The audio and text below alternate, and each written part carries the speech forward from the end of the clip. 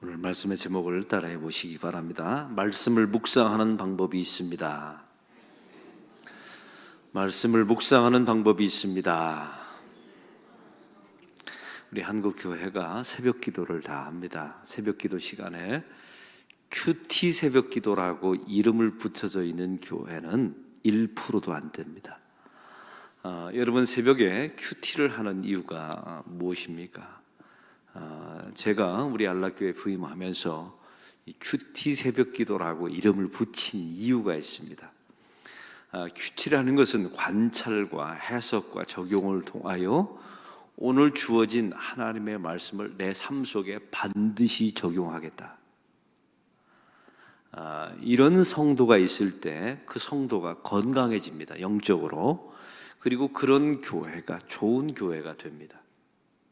다시 말하면 우리나라에 1%도 안 되는 큐티를 하는 교회, 또 새벽 기도를 큐티 새벽 기도의 형식을 가진 교회는 건강한 교회를 지향하는 교회만 이 일을 한다는 사실입니다.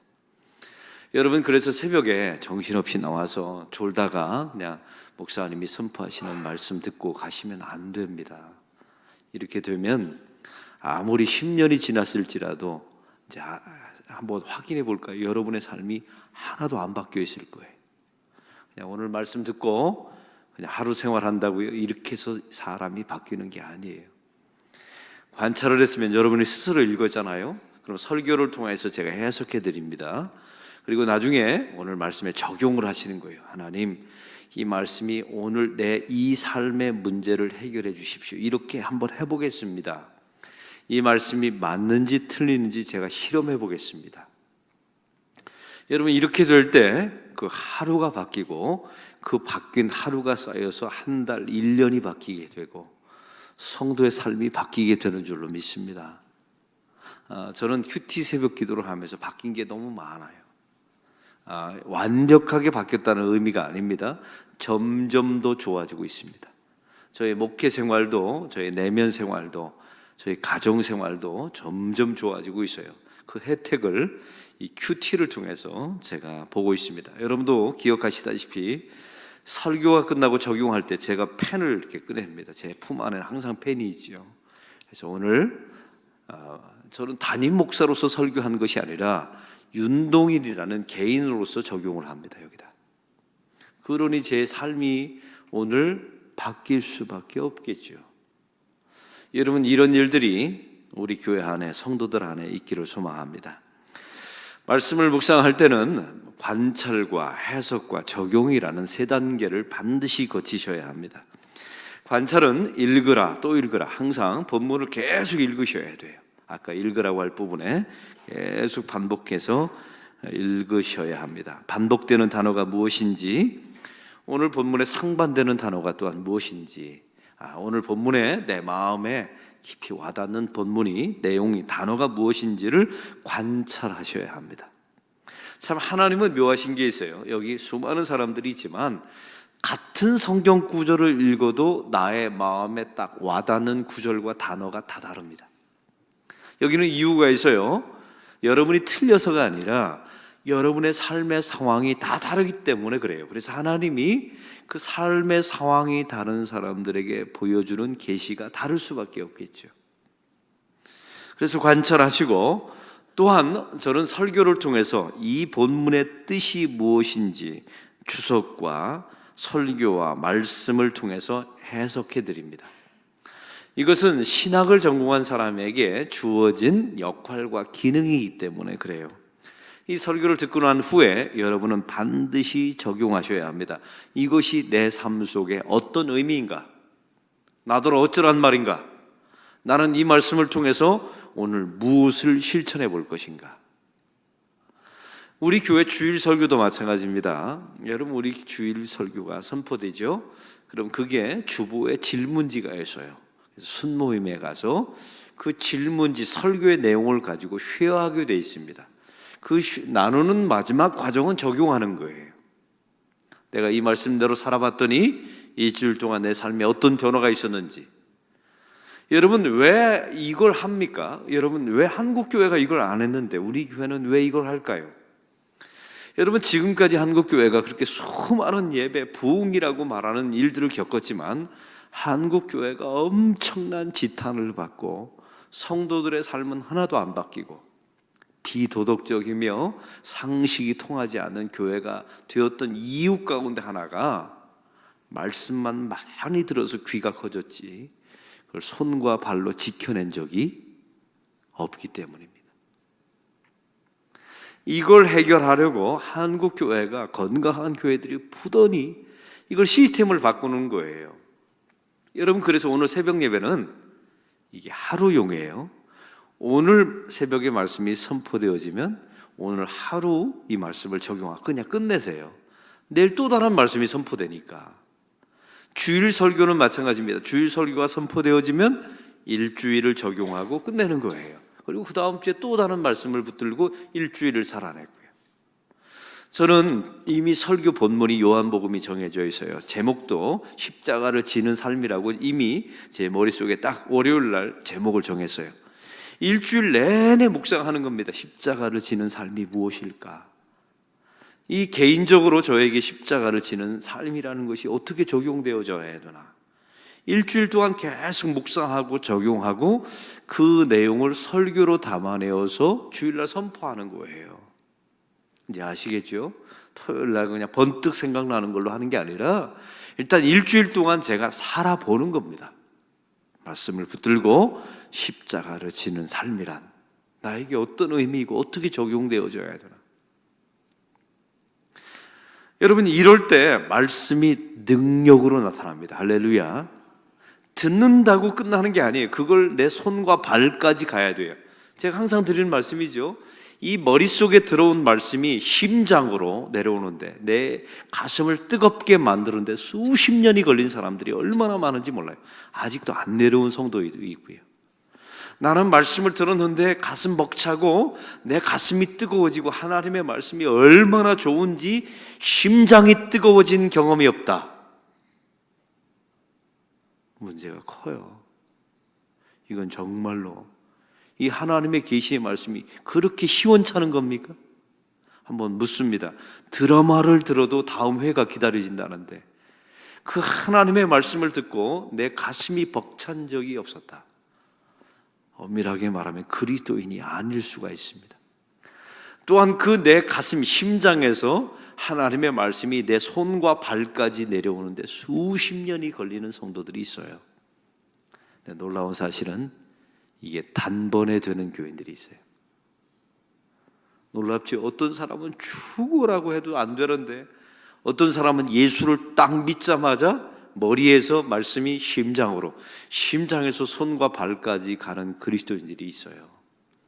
이걸 거듭남이라고 말합니다. 할렐루야. 이건 우리가 해서 되는 게 아니에요. 하나님이 시키시는 거죠. 오늘 말씀을 통해서 그러면 관찰과 해석에 있어서 가장 중요한 것은 무엇일까요? 오늘 본문에 가장 중요한 단어가 있습니다. 오늘 말씀 14절을 다 같이 읽겠습니다. 우리 주 예수 그리스도께서 나타나실 때까지 흠도 없고 책망받을 것도 없이 이 명령을 지키라. 성경에 수많은 명령이 있죠. 담심을 가지지 말라 앞에 디모데를 향해서 수많은 선한 일을 하라, 온유하라, 인내하라, 이 말씀을 지키라라고 명령으로 말씀하세요. 근데 여러분에게 한번 묻습니다. 이 새벽에 주님께서 명령하셨어요? 여러분이 한다고 되던가요? 여러분, 이게 되는 게 아닙니다. 처음에는 되는 것처럼 보이지만 오래 안 가는 경우가 많아요. 여러분, 새벽 기도도 마찬가지예요. 제가 보니까 이게 끝까지 제가 잘하는 것보다 훨씬 중요한 게 끝까지 하는 게 어렵다고 말씀드렸잖아요. 근데 중요한 것은 우리가 명령, 하나님의 말씀대로 살아내는 것에 가장 중요한 것은 몰라서 못 사는 게 아니라 살 힘이 없어요, 교인들이. 그 살 힘이 하나님께로부터 공급되는 사랑과 은혜거든요. 그래서 저와 여러분이 성경을 묵상할 때마다 이거 해야지, 이건 반드시 해야 돼, 이렇게 되는 게 아니에요. 성경에 하나님의 말씀대로 살아낼 때 가장 중요한 게, 그 본문의 관찰과 해석에 있어서 가장 중요한 것은 무엇을 하라 하지 말라가 중요한 게 아니에요. 그럼 율법주의자가 되고요, 바리새인을 키워냅니다. 그보다 훨씬 중요한 것은, 말씀과 관찰과 해석에 있어서 가장 중요한 것은 무엇을 하라 하지 말라가 아니라 하나님은 나에게 어떤 분이신가. 한번 따라해 봅시다. 하나님은 나에게 어떤 분이신가. 이게 본문에서 보여야 돼요. 그게 우리의 힘이니까요. 오늘 성경 속에 하나님의 어떤 은혜를 숨겨 놓으셨는가, 그 은혜와 사랑을 캐내셔야 그 말씀대로 살아낼 힘이 생기는 겁니다. 할렐루야. 여러분, 자녀들도 마찬가지예요. 이거 해라 하지 말라 이렇게 해서 되는 게 아니고요, 그렇게 해서 된다면 이 아이는 피동적인 아이가 되는 거예요. 잃는 게 훨씬 많습니다. 그것보다 훨씬 중요한 것은 그걸 할 수 있는 힘을 주는 거예요. 제가 말씀드렸잖아요. 딸아이가 그렇게 방안을 어지럽혔다고요. 그랬더니 어머니가 너 치워라, 또 보상하고 거래하고 때리고 아무리 해도 안 치워지는 거예요. 나중에 겁박을 했더니 겨우 치우더라 합니다. 그게 노예이지 자유인이입니까? 근데 그 어머니가 한 가지 방법을 썼다고 제가 가르쳐 드렸잖아요. 그 아이의 방에 빨간 생화 장미꽃을 날마다 매일같이 하나씩 갖다 꽂아놨답니다. 그랬더니 어떻게 됐다고요?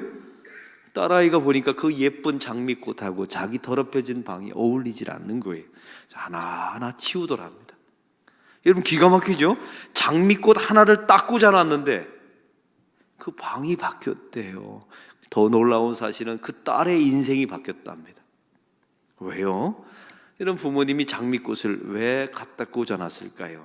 너의 인생은 이렇게 아름다운 인생이야, 이걸 말해주고 싶었던 거예요. 몰라서 못 사는 게 아니라 살 힘이 없었던 거죠.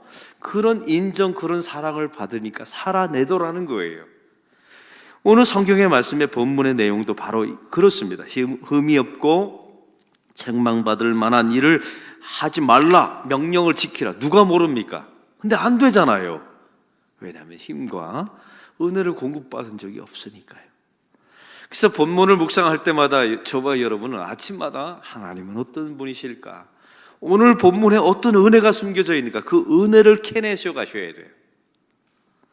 제가 주일날 설교를 하면 두 종류의 교인이 있어요. 여러분, 제 설교 안에도 모래가 있다는 사실을 저는 인정합니다. 근데 어떤 교인들은 그 모래 속에서 금을 찾아가요. 오늘 이 말씀 속에 참 하나님께서 나에게 주신 사랑과 은혜를 키워서 가는 분이 있어요. 근데 어떤 분은요, 모래만 찾아가는 분이 있어요. 예를 들면 설교를 딱 들었는데, 목사님 오늘 예화 속에 목사님의 연도가 틀렸습니다. 문자가 와요. 근데 여러분, 그건 아세요? 그분이 저를 도우려고 하는 거예요. 왜냐하면 이 제 설교가 전국에 방송되는데 이것도 요즘 네이버 치면 다 나와거든요. 모르는 게 있으면 네이버로 네이버 치면 이게 연도가 딱 뜨는 거예요. 근데 연도가 틀렸습니다. 이렇게 말해주면 저는 고맙습니다. 고맙죠. 제 설교를 바로 2부 때 바꿉니다. 그런데 한 가지 안타까운 게 있어요. 그분은 오늘 이 설교를 통해서, 말씀을 통해서 은혜가, 하나님의 사랑이 무엇인가, 하나님은 이런 분이셨구나, 이런 걸 깨닫고 가야 되는데 연도를 깨닫고 가는 거예요. 고맙지만 그 성도에게는 안타까움이 있어요. 그러니 살아낼 힘이 없는 거죠. 여러분, 살아낼 힘이 없는 사람은 결국 비난하게 돼 있고, 비판하게 돼 있고, 또 중요한 게 있어요. 짜증내게 돼 있고, 자기 일을 노예처럼 강압적으로 시키고 강압적으로 할 수밖에 없다는 사실이죠. 왜요? 살아낼 힘이 없으니까. 똑같은 교회를 해도요, 어떤 사람은 영광이다, 기쁨이다, 얼굴에 써 있어요. 여러분, 이게 은혜 받고 일을 하는지, 하나님이 어떤 분이신가 은혜를 캐워서 일하는 사람인지, 노예처럼 일하는 사람인지, 은혜 없이 일하는 사람인지 여러분의 얼굴에 다 써 있다니까요. 그거 책임지셔야 합니다. 은혜 없이 일하면 어떤 문제가 발생합니까? 보상을 바랍니다. 그리고 남이 알아주지 않으면 삐칩니다. 쉽게 지칩니다. 그래서 오래 못 가요. 중요한 사실은 그런 사람이 일을 하면 할수록 주변에 짜증이 많습니다. 결과도 좋지 않아요. 그리고 자기에게 아무런 유익이 없어요. 오늘 성경에 보면 그러면 오늘 본문에 하나님은, 예수님은 어떤 분으로 드러나십니까? 우리 13절의 말씀을, 그래서 명령하기 전에 하나님은 어떤 분이신가? 13절을 다 같이 읽겠습니다. 만물을 살게 하신 하나님 앞과 본디오 빌라도를 향하여 선한 증언을 하신 그리스도 예수 앞에서 내가 너를 명하노니. 우리 하나님은 어떤 분이시라고요? 만물을 살게 하시는 하나님이세요. 죽게 하시는 하나님이 아니에요. 여러분만 가면 주변이 분위기가 확 가라앉고 죽어버리고 사람들이 절망하고, 그러면 여러분 안에 하나님은 살아계시는 하나님이 아니죠. 그래서 하나님은 살아계신 하나님으로서 먼저 우리 자신을 살리십니다. 그리고 여러분의 가정과 가장 가까이 있는 사람을 살리시는 줄로 믿습니다.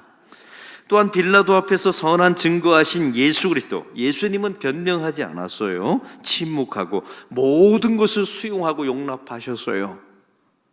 그게 십자가를 지는 삶이 아닙니까? 예수님의 그런 삶 때문에 우리에게 대속의 은혜가 주어진 거예요. 또한 성경은 말합니다. 예수 그리스도가 나타날 것이다. 기약이 되면 하나님이 나타나실 것이다. 여러분, 여기에 우리 예수님이 기다리고 있어요. 우리 예수님은요, 완벽하게 당신의 뜻을 이루실 때 우리에게 나타나실 겁니다. 여러분, 기도 제목이 있죠. 언제 성취될까요? 빨리 성취됐으면 좋겠죠. 이게 우리의 욕심이에요. 근데 중요한 것은 하나님은, 예수 그리스도는 저보다, 여러분보다 여러분 자신을 잘 아십니다. 왜냐하면 창조하신 분이시니까요. 여러분을 지으셨어요. 이게 성취가 언제 될지 하나님이 제일 잘 아십니다. 여러분, 이걸 믿으십니까, 정말로? 저는 그걸 믿어요. 그래서 제가 기도하는 바가 이루어지지 않아도 전혀 실망하지 않습니다. 왜냐하면 저보다 저를 더 잘 아시는 분이 하나님이세요. 가장 좋을 때 주시겠지. 여러분, 저도 짧은 생애 54년을 지금까지 살아왔지만 이건 정말 그때 주셨으면 좋겠다 생각했던 것들이 있었어요. 근데 그때 안 주셨거든요. 근데 시간이 많이 지나고 제가 54살이 되어서 지나온 저의 짧은 인생을 되돌아보니까, 그때 제가 정말 강력하게 원했을 때 그 일이 이루어졌더라면 나는 진짜 망했다. 이런 일들이 너무 많아요. 여러분, 어떻게 생각하세요? 그게 그때 이루어지지 않고 이제서야 이루어지는 것이, 이게 진짜 하나님이 기가 막히시다. 이런 일들이 저는 너무 많습니다. 여러분에게 한번 여쭤봅니다. 이게 저만의 일입니까? 살아온 생애를 바라보면 알 수 있잖아요. 그래서 오늘 예수 그리스도가 나타나실 그 때를 기다리며 신실하게 살아가는, 여러분, 이런 믿음이 있어야 오늘 성취되지 않아도 오늘을 견뎌낼 수 있습니다. 할렐루야. 그리고 저와 여러분에게 정말 필요하지 않은 것은 안 주셔야 돼요. 제가 소망교회 안에서 목회할 때 이런 일이 있었습니다. 어떤 교인들이 정말 부자가 되기를 원하는 교인이 있었어요. 왜냐하면 대부분이 부자니까요. 그래서 처음 보니까 어쩌다가 사업을 해서 성공해서 사업에서 부자가 되었어요. 엄청난 부자가 됐는데 나중에 보니까 이게 돈이 갑자기 많아지니까 주체할 수 없어서 딴짓을 해서 가정이 깨어지고 이혼당하고, 또 결국 그런 문제 때문에 위자료 물어주게 되고 자식들에게 버림받고 무시받고, 결국은 잃어버린 게 너무 많은 성도를 보았어요. 그때 제 마음속에 들었던 생각이 무엇인 줄 아십니까? 저 사람은 차라리 부자가 되지 말았더라면. 이런 마음이 드는 거예요. 세상의 모든 사람들이 부자가 되기를 원하는데, 여러분 그거 아세요? 여러분이 원하는 것 다 가지면 망할 가능성이 100%. 이걸 인정하는 교인들은 그리스도인이 된 거예요. 여러분이 원하는 것 다 가지면 망할 가능성 100%. 이걸 잊지 마세요. 그래서 예수 그리스도의 기다리실, 예수님이 나타나실 것을 기다리는 성도, 이게 우리에게 주는 하나님의 은혜입니다. 그리고 오늘 성경은 15절에 말하죠. 하나님은 복되십니다. 유일하신 주권자이십니다. 만유의 주이십니다. 만유의 주권자이십니다. 나의 모든 것의 주인이세요. 여러분, 종은요 걱정이 없어요. 왜냐하면 이게 이 주인이 걱정해야지, 종이 걱정하는 것은 쉬운 말로 말하면 주제넘은 짓입니다. 항상 잊지 마세요. 만유의 주 되신 하나님, 주님께서 우리의 필요를 하시고 순간순간마다 인도하신다는 고백입니다. 이런 은혜, 이런 확신이 있는 사람은 오늘을 살아갈 때 그것이 나에게 힘이 되어요. 그래서 하나님의 말씀을 지켜낼 수 있는 능력이 주어집니다. 무엇을 할까 하지 말까 이거부터 걱정하지 마시고, 하나님은 어떤 분이신가, 그 하나님을 경험하십시오. 그 경험한 하나님만큼 살아낼 수가 있습니다. 여러분, 하나님의 은혜와 사랑을 많이 경험하세요. 그런 사람만큼 그만큼의 일을 감당할 수 있는 것입니다. 그렇지 않고 일하는 사람은 현대판 바리새인들이 됩니다. 그리고 그 바리새인들이 예수님을 살해했다는 사실을 잊지 마십시오. 이게 우리에게 주는 메시지입니다. 오늘 본문의 말씀을 보시고 해야 될 것 한 가지와 하지 말아야 될 것 한 가지를 적어보시고 이 말씀대로 사는 하루가 되게 달라고 기도하는 시간 갖겠습니다.